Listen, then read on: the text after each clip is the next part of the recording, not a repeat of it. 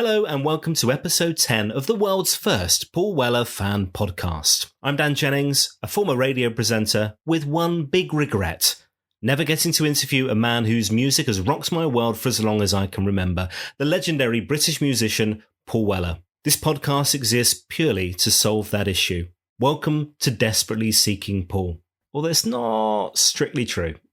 As my wife pointed out since our last episode, this podcast also exists so that I have someone else to talk to about Paul during lockdown. Now, this week on the podcast, a real highlight for me, and I hope you enjoy it too. Back in June 2008, Paul released another masterpiece, 22 Dreams, his third chart-topping solo album after Stanley Road and Illumination, a thing of beauty, summed up perfectly by that cover, a collage of seasons at Black Barn in Ripley, Paul Weller's studio and HQ. So my guest this week on the podcast is artist Tim Shepard, Weller fan, former Go Discs employee, and the creator of that wonderful piece of art that formed the cover of the album. Hey Tim, this is an absolute joy. Where in the world do we find you right now? It's great to be here. Based in London, and I live in Notting Hill. Oh, lovely. And I've had a place here since the late 80s. Does the Hugh Grant, Julia Roberts movie reflect real life there? That was kind of the turning point here. And I remember when they were filming that, and that was kind of the turning point where things began to change quite a bit. And suddenly my very, very rough, dodgy street became incredibly desirable. Yeah. And is your art studio there as well? So are you? That's right. Yeah, it is. So I work and live here, and I'm bringing up a 10-year-old daughter. Yeah. Oh, fabulous. I've got a 6-year-old and a 4-year-old, two boys, and lockdown has been chaos stroke interesting. How's that been for you? That first lockdown was pretty intense, but I quite loved it, and we sort of got into a good rhythm, and we went for long bike rides, and she was doing her thing and I was doing my thing, and we got a good little system going. The second one has been much easier, of course. I've hardly even noticed it, in fact, because I rarely go out anyway. So, well, you say that. I mean, so much of your work seems to be kind of inspired by the outdoors and the outer space. Mm-hmm. So that must have been hard through lockdown of kind of not, how do you work as a creative without that inspiration? Yeah, no, it was brilliant because I did, in my sort of exercise period, I could go out and with my cine camera and do bits and pieces. And so it's really when I say I don't go out, I don't go out to pubs or clubs or things so much these days, but wandering around. And so London was fantastic during the lockdown because it was so quiet and no cars in the street. And it was great for those kind of, this thing I did for 22 Dreams and I've done some cityscapes. Not that long ago, I finished doing all the Hawksmoor churches in London and the landscape around them. And I don't like having people or cars or anything like that in the shots. Now, these pictures are made up of hundreds and hundreds of, individuals. So I can normally kind of shoot around it and put them together. But it was so much easier, to get a side of a road. Yeah, with no cars parked on it. Now let's talk about 22 Dreams, because this is up there for me as one of my favorite Paul Weller albums. I have to say, there was kind of a period where, I love all of them obviously, but there was a period where I think for Paul, he was talking about the fact that he kind of had this kind of creative drought. Maybe he did a kind of covers album, and then there was the As Is Now album, which I love, but maybe people didn't at the time. Mm-hmm. And he came back and kind of around, I think he was like 50, he decided to do a double album, and 22 Dreams was this incredible piece of work with an amazing track list. But one of the things I really loved was the cover, because it is just beautiful piece of work, and it's so unique and so different and interesting. So I thought I'd love to talk to you about that in a sec, but I also I'd love to talk about, when did you first kind of discover Paul in terms of his music? Because I'm guessing it wasn't 22 Dreams. Yeah, no, it wasn't. And actually, I think maybe it might have been the second album I ever bought with my own money was Setting Suns, so with the Jam. And so that's where I first kind of came on board with that. Then I didn't really follow it. And there was a while I was doing music for a bit and doing stuff at Go Discs, and at the same time that he was there. So I met him a bunch of times at that point. And then music kind of faded for me. My sort of stab at the pop bubble success didn't really work out. So that was a really key period. And actually, what an amazing record label that was as well, from bands like Portishead, and incredible period of time. So what were you doing there? Were you an aspiring pop star? That's right, yeah. And I'd had this kind of crazy band. I put an advert up to form a band, and I did that. This is in London, when I first come to London, and we did that. And it was quite experimental and a really raucous affair. But anyway, I got quite tired of that, and left that band and then started kicking around with a sampler and making kind of what I called at the time sort of pop collage and sampling these little bits and again piecing these music tracks together out of dozens and dozens and dozens of samples, but kind of making it in a song structure and then with singing and such. I was doing that for Go Discs, and that's when I first met Simon Dine, and who was A&R there at the time. And I recorded that all on my own and with this sampler and up in a studio in Camden, and I can't remember the name now, but anyway, up there. And then I remember there was this kind of meeting at Go Discs, and everyone was sort of there, people from marketing and accounts and everything, to hear a kind of rough mix playback. And we played that, and then suddenly at the end of it, everybody kind of had a meeting to go to.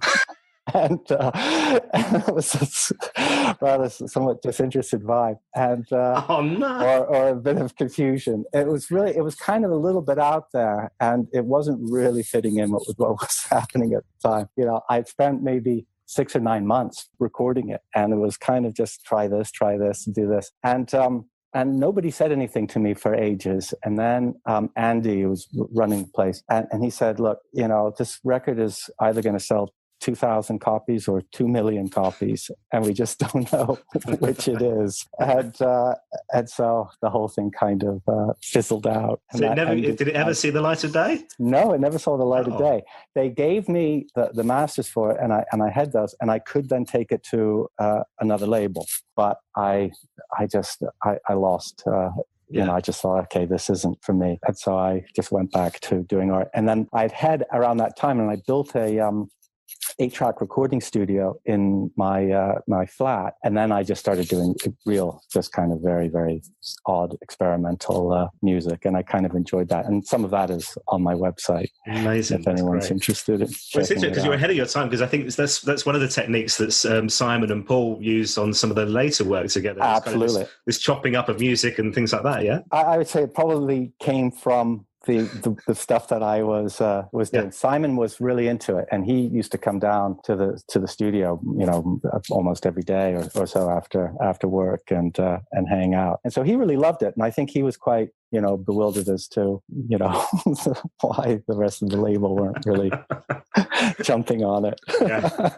Brilliant. And so I then went back fully to doing art, which was my kind of, you know, thing that I really wanted to do. But I, you know, all around here and there. And he knew my work, and he had seen it in places and stuff. And so when he was doing that record, and it was kind of cool because I was brought in right at the very beginning when he first had the idea of doing that album. In conjunction with that was for me to do a cover for it. And so I went down to listen to the demos and at very early stages, and sat with him and listened to about 90 minutes worth of stuff, and just quietly, him sitting next to me at the desk. And then he asked me, "So do you feel it?" And I was very, very relieved and happy to say, "Absolutely, I do. I think this is brilliant. And yeah, let's do it." The technique that you use for this kind of, and this album is very different. You touched on it a little earlier in terms of, talk me through that. So you essentially kind of take photos, you go for a walk, you take photos, and then you build up these kind of complex collages. Is that it? Yeah.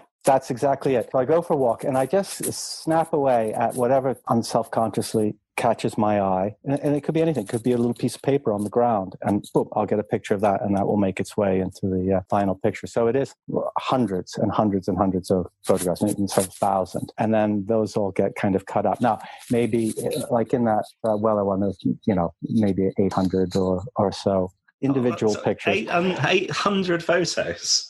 Yeah. Now that could just be like a little patch of ground, or it could be a single flower or whatever. So it's. And are you developing those? This is not on computer. This is you developing. Yeah, no, I use a digital camera, and for some stuff I use a cine camera, and so I don't have to keep changing the film. I can just keep shooting. But on that one, I used a digital camera and got them that way, and then I cut them out.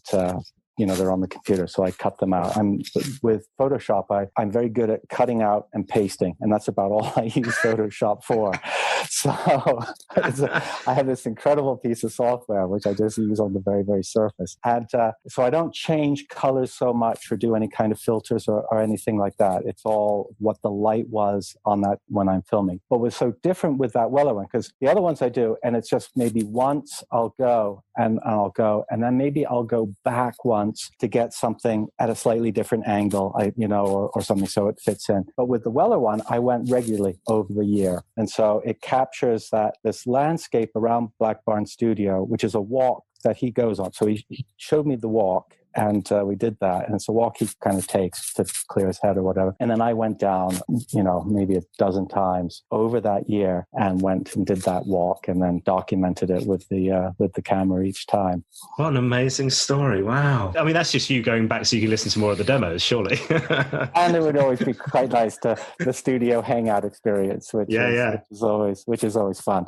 And watching, something being recorded and that kind of stuff. And I love a studio vibe and the banter and the whole thing. And is that technique something you've invented, you've discovered? There's kind of Chinese elements of it, I understand, but is it something you've kind of been away and been trained on? How did you know how to do this? I just kind of stumbled on it, and part of it was the thing that got me going on it to begin with was getting a laptop that was sort of powerful enough, and then a lack of space. And I had a cat at the time as well, and I used to do these kind of very complicated things, and the cat would run across it and then mess it all up. So the computer was a really good means where I could tidy away very easily by shutting the lid. So that's what kind of got me started on that. And then this idea, Japan does this a lot as well, and some of the classical paintings in Japan, Hokusai, for example, would go for these long walks. And Western art, positions the easel or whatever in the landscape, and you get this one kind of point of view, it's sort of a singular view. And it is kind of representational of nature. And that was the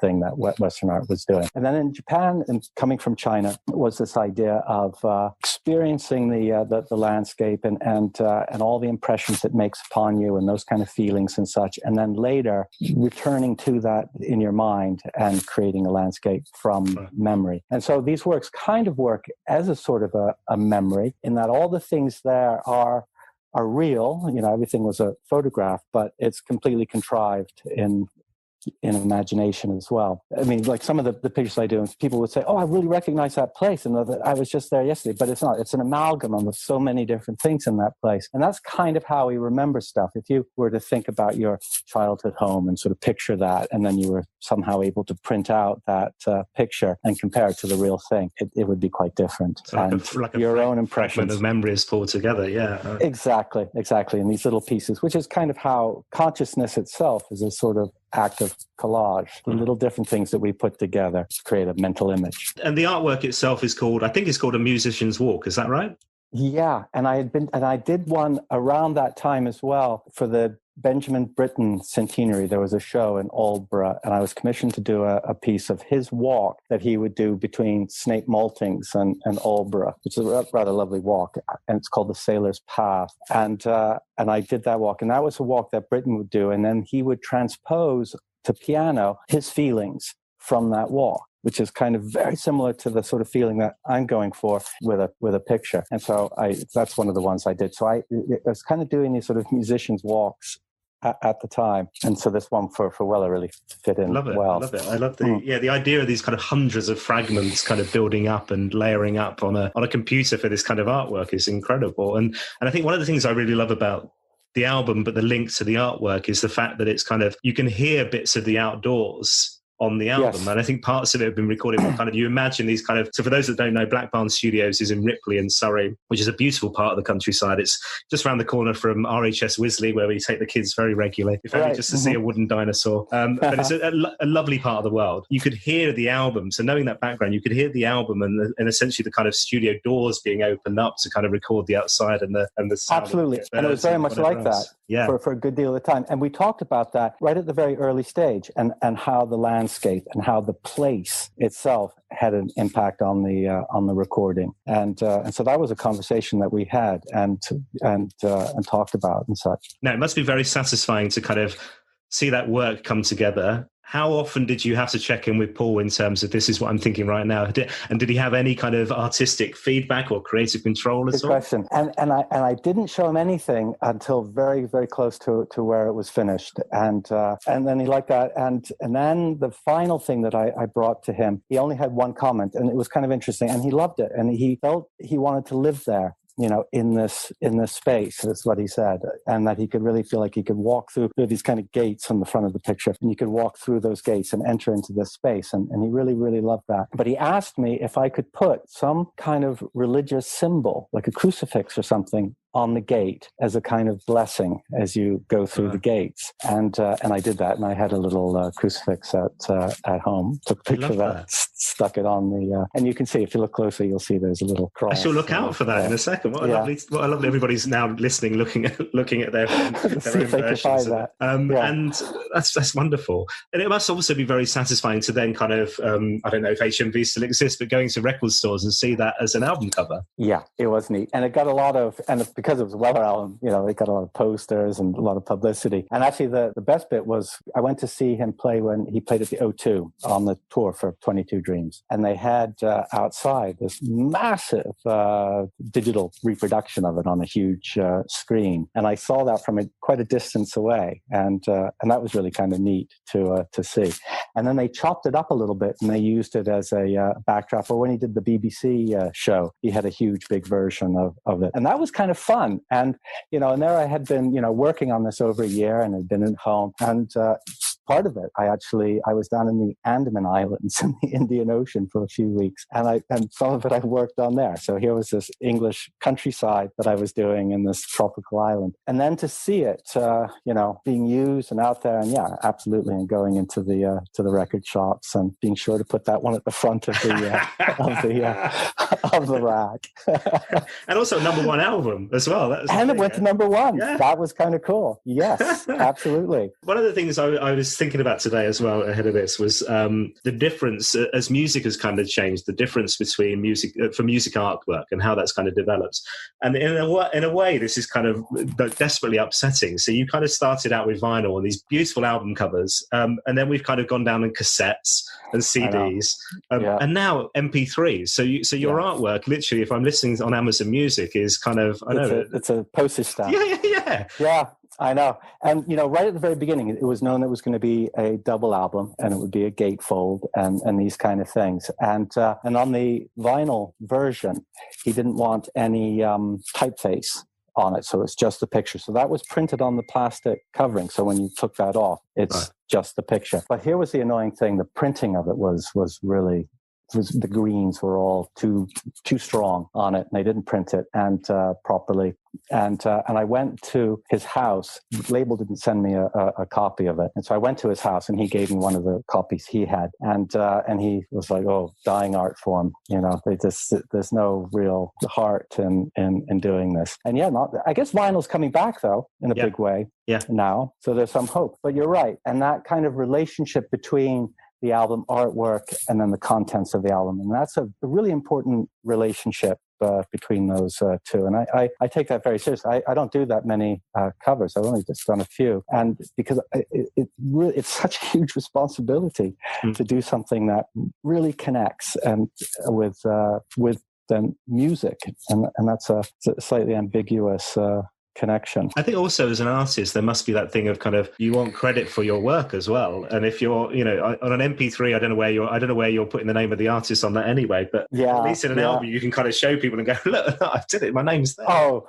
sure. I mean, and that's kind of par for the course. It's the same. I've done music videos, and there you hear about the band's new video and there's no mention of the person who actually made it. Oh, it's an amazing piece of work. Honestly, you should be so proud. I've absolutely loved the album, but I love looking at it. I love the artwork. I love flicking through. But just looking at that front visual is such a beautiful piece of work. Is that the picture behind you? Because it looks very similar, but I'm guessing that's somewhere else. Is it? No, what's behind me? No, that's Place Vendôme in Paris. Ah, okay. But that's the same technique, is it? It looks like you've done the same technique. Yeah.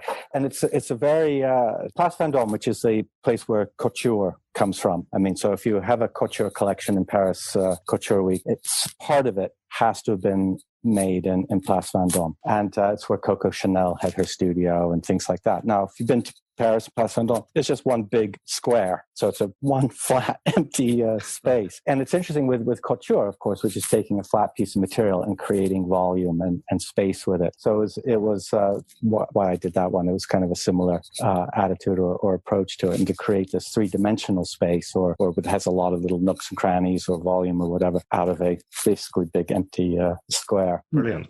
And if people look on your website, they can see you've done Kew Gardens is one, which is again somewhere in I think technically London, but Surrey, and Luna Park in New York as well. These pictures are just beautiful. So where are they all? Where are the originals? Are they all in your home? Where's the original for 22 Dreams as well? Yeah, the original for 20, I sold that actually. Somebody bought that, and I had done three prints of it. One of them Weller has on his wall at his house, and the other one I gave to Simon Dine, who produced it. And then I had a third one, which George Vjestica from the Bad Seeds, he bought it, and it's hanging in his recording studio.